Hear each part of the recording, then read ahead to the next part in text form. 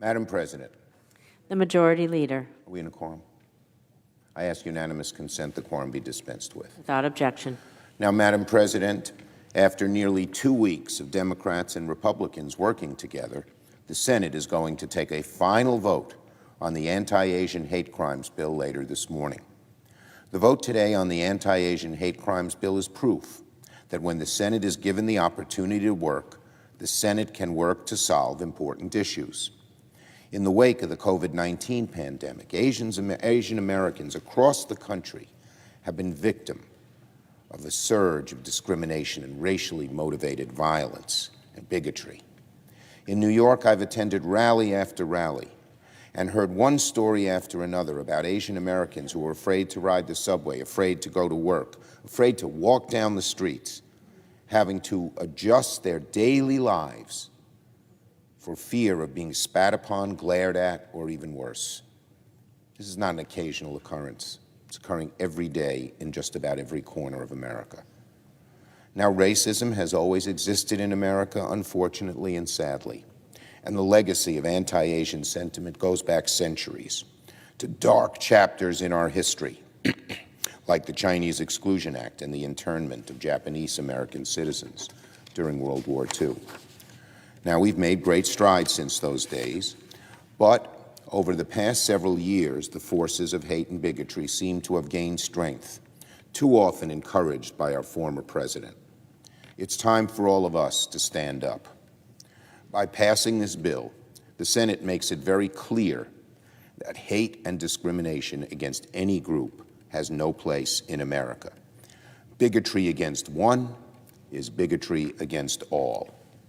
And I believe that passage of this bill will send two very important messages. One important message to the Asian American community. By passing this bill, we say to the Asian American community that their government is paying attention to them, has heard their concerns, and will respond to protect them. And second, by passing this bill, we'll send a message to the country that should be all too obvious by now. Hate crimes will not be tolerated, and federal law enforcement will do everything in its power to detect, deter, and if necessary, prosecute crimes to the full extent of the law. So it's sort of, this bill has a 1-2 punch. To assure the Asian American community we're going after the bigotry against them, and to tell the American people, particularly those bigots, we're going after you. Now, yesterday, in a legal way, of course. Now, yesterday, we reached an agreement to consider 3 more Republican amendments to the bill before a final vote. The legislation, as is, already includes significant bipartisan input, including modifications from Senator Collins and bipartisan legislation called the No Hate Act, developed by Senators Moran and Blumenthal and modified by Senator Scott of Florida. Senator Warnock has also made sure the bill recognizes the recent tragedy in Atlanta, in which 6 women of Asian descent were killed. Through it all, Senators Durbin, Duckworth, and especially the bill's sponsor, Senator Hirono, have demonstrated exceptional leadership. Same for Representative Mung in the House. Over the past 6 years, we've had too few opportunities to work together on timely bipartisan legislation. Let this be a reminder that when senators of goodwill work with each other, at the end of the day, we can achieve a good result.